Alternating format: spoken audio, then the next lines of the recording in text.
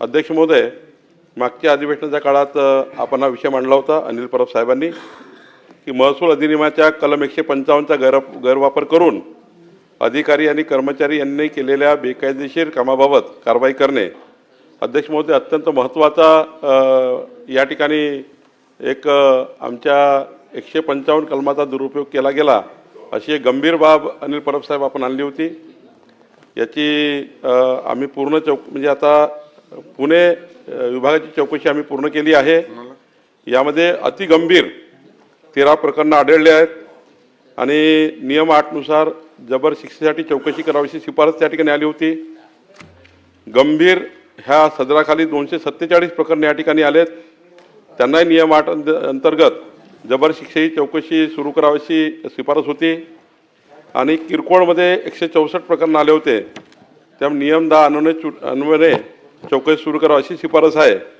यामध्ये आपण जेव्हा प्रश्न मांडला होता, हा सरकारसमोर हा विषय आणला होता, तेव्हा या ठिकाणी आपण जे यामध्ये गुंतलेले अधिकारी आहे त्यांना सक्तीच्या रजेवर आताच माननीय उपमुख्यमंत्री यांनी सांगितलं होतं की सक्तीच्या रजेवर पाठवलं, पण त्याच्यामध्ये निलंबन बदली आणि पडताळणी यामध्ये ज्या शिफारशी आल्या आहेत, अ वर्गातील 30 पेक्षा जास्त गुन्हे असलेले दोषींना त्वरित निलंबित करावे आणि ब वर्गातील दोषींची पुणे विभागाबाहेर अकार्यकारी पदावर बदली करावी अशी महत्त्वाची शिफारस या समितीने केली आहे।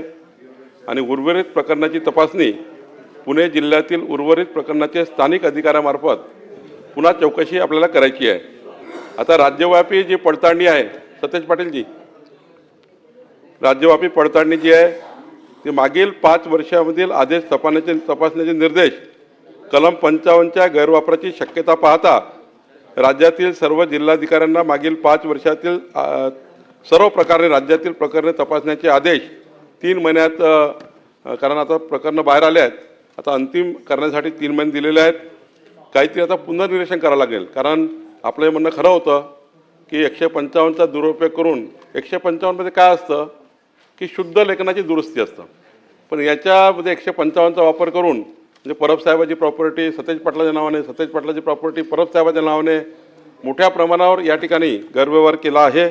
त्यामुळे याचं पुनर्निरीक्षण करून या आता ज्या मालकाच्या जमिनी आहेत त्यांना रिस्टोर करायला लागणार आहे, त्याची एक मोठी प्रक्रिया आम्ही सुरू केलेली आहे। काही संचिका गहाळ करण्यात आल्या आहेत, त्या संचिका गहाळ झाल्यामुळं प्रशासकीय आणि सार्वजनिक अभिलेख अधिनियम 2005 नुसार फौजदारी गुन्हे दाखल करावे लागणार आहे, त्याची प्रक्रिया आपण सुरू केलेली आहे। आणि यामध्ये कायद्याची सुधारणा करावी लागेल, कारण 155चा दुरुपयोग जे करतात तसा 70B चा दुरुपयोग करतात, तसाच 85चा दुरुपयोग करतात। महसुली कायद्यात 3 असे अधिकार आहेत खालच्या अधिकाऱ्यांना, 155मध्ये कलम वापरतात, 70B वापरतात आणि याच्यामध्ये काही त्यांना चॅलेंज नाही आहे। आणि त्यामुळं पुढच्या अधिवेशनामध्ये आपण या 3ही कलमाची दुरुस्ती आणण्याचा आणि त्याचा लॉया ज्युडिशियरी आता काम करत आहे आणि त्यामध्ये आम्ही दुरुस्ती करतो आहे। मी आता परब साहेब, जे आपण अत्यंत हा प्रश्न लावून धरला आणि सर्वच सन्मान्य सदस्याची मागणी होती, त्यामुळे अतिगंभीर गटातील 13 प्रकरणामध्ये जबाबदार असलेल्या 15 अधिकारी आणि कर्मचाऱ्याला आज आम्ही निलंबित करतो आहे। हे 15 अधिकारी कर्मचारी आता निलंबित करतो आहे, त्याच्यामध्ये डेप्युटी कलेक्टर्स आहेत, तहसीलदार्स आहे आणि सर्व अधिकारी आहेत। आणि पुढच्या काळामध्ये या 15 अधिकाऱ्यांना निलंबित झाल्यावर सोडणार नाही आहे, याच्यामध्ये गुन्हे दाखल होणार आहेत, यामध्ये काही बळतर्फ होणार आहेत, काही बळतर्फ होणार आहेत, काही गुन्हे दाखल होणार आहे। आपल्याला पुढच्या अधिवेशनात पुन्हा एक ATR देणार आहे, कितीवर गुन्हे दाखल झाले, किती बळतर्फ झाले हे सांगणार आहे। याच्यामध्ये काही शिंदे साहेबांनी सांगितल्याप्रमाणे कोणालाही पाठीशी घालण्याचं काही काम नाही आहे आणि बाकी कारवाई आपल्याला पुढच्या काळात ATR सादर करू, लांब हे या ठिकाणी रिपोर्ट आहे तो आपल्याला मी पाठवतो। पण निश्चितपणे आपण हा विचार करू नका की आम्ही कमी आहोत, आमच्या म्हणण्यावर काही कारवाई होणार नाही।